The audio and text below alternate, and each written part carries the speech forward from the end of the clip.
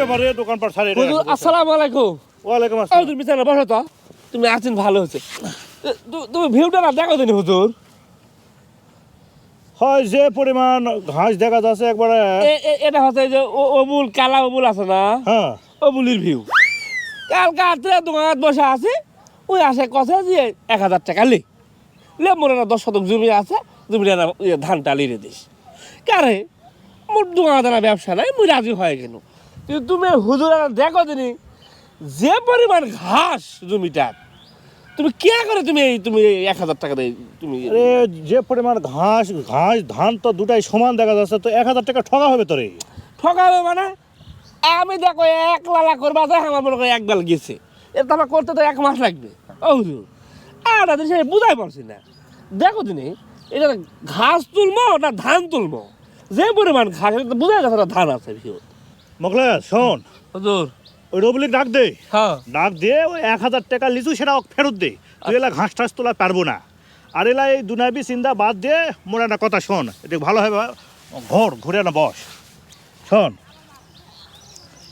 রোজা তো করছি হ্যাঁ তাই না? ওটা তো আছে অলরেডি 20টা রোজা শেষ হয়ে গেছে। এই শেষের যে 10টা রোজা আছে না, আছে এই রোজার মধ্যে একটা রাত আছে, সেই রাত সারা বছরের চেয়ে উত্তম। তুই কি সেটা জানিস? কি? ও হুজুর এটা তো আমি জানি না, এটা কোন রাত হুজুর? আরে এই রাতেই পবিত্র কোরআন নাজিল হয়েছে। হ্যাঁ সেটা হচ্ছে লাইলাতুল কদর রাত, আচ্ছা। বুঝছো? হ্যাঁ যদি এই রাতে ইবাদত করা যায় হ্যাঁ তাহলে 1000 মাসের চেয়েও বেশি সওয়াব পাওয়া যাবে। এত পবিত্র রাত? ও হুজুর তাহলে কোন রাত এটা? তাহলে শোন, এই যে শেষের 10টা রোজা আছে না, আচ্ছা। এর মধ্যে যে বেজোড়া 5টা রাত পাবো না, সেই রাতে যদি ইবাদত বন্দেগী করিস তাহলেই তুই নিশ্চিত একেবারে 100% ওই লাইলাতুল কদর রাতটা পাবো। ও হুজুর তুমি তো আমার কাছে সেই আনা মনে করো ধরো তুমি তথ্য দিলেন হুজুর। এক কাজ করছি আমি তাহলে বাড়িতে গেল, বাড়িতে যে আমি তাহলে এই 5টা রাত জাগাটা প্রস্তুতি লাগছি। ঠিক আছে হুজুর, কেন?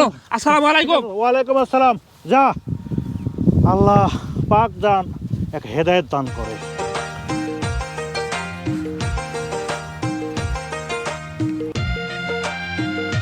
কেন মুখলাস দেখো কোনটা গেছিল? আরে থু তুই কোনটা গেছিল? তুই হুজুরের কথা শুনিস রে? কারে হুজুর আবার কি কছে? হুজুর কোসে এই যে লাইলাতুল কদর আছে না, হ্যাঁ লাইলাতুল কদরের রাত জাগলে বলে 1000 মাসের সওয়াব পাওয়া যাবে। তা তো যাবেই। এই তাহলে মুই চিন্তা করছু এবারে মোর যে পরিমাণ পাপরে ভাই বুঝছু, মোক এবারে লাইলাতুল কদরের রাতটা মোক লেওয়াই লাগবে। লাইলাতুল কদরটা মোক লেওয়াই লাগবে, বুঝতে পারছু? যাক আলহামদুলিল্লাহ ভাই রে, তুই এটা খুব ভালো একটা সিদ্ধান্ত লিছু। যাক হুজুর কথা কছে কয়ে আল্লাহ তোর হেদায়েত দান করছে ভাই রে। তা টাকা করতে লিয়ালু না ও কি? টাকা, ওই টাকা লেবা গেছু ওই যে হাঙ্গেরি ভাই আছে না, হাঙ্গেরি ভাই থেকে সুদের উপর টাকা লেয়ানো। আমি পারি না আর পারি না, আমি কেন মরি না। তুই সুদের উপর টাকা লিয়ালু? কারে তুই জিনিসটা বুঝা পারিস নি। মুই যদি 5টা রাত জাগমু তা রাখলে তো মুই তো রাতের বেলা মনে কর রাত জাগনু, সকালবেলা তো আমরা দোকান খোলা পারবো না, সারা দিন মনে কর ধর মুখ রেস্টে থাকা লাগবে। তো মুই কী করবো, এই যে মনে কর সুদের উপর টাকাটা লিয়ে আনো, এই টাকাতে ওই 5টা দিন মুই চলানো। বুঝিস নি বিষয়টা? কারে এই তা তুই সুদের টাকা লিয়ে আসু তোর সংসার চলাবা, কারে সুদের টাকা লিয়া পাপ তুই সেটা জানিস না? বেচু তুই যদি সারাদিন প্যাঁচ কষে বেড়াস, এই সহজ হিসাবটা তুই বলছো না। মুই যে সুদের উপর টাকাটা লিয়ে আনো, মুই জানো মোর বাপ হচ্ছে, আর ওইদিকে মুই যে লাইলাতুল কদরটা পামু, তাহলে তো মোর সব পাপ শেষ। মুই এখন সোয়াবের উপর ভাসছ বুঝছো, সারাদিন খালি বেড়াস আর এই ইবাদতের বিষয়গুলো তো জানিস না। না দান কোথাকার সব একদিন সহ্য করা যাবে। কারে তুই সুদের উপর লেছো টাকা আর তুই আবার লাইলাতুল কদর জাগছো, কারণ তাহলে তোর হবে কারে?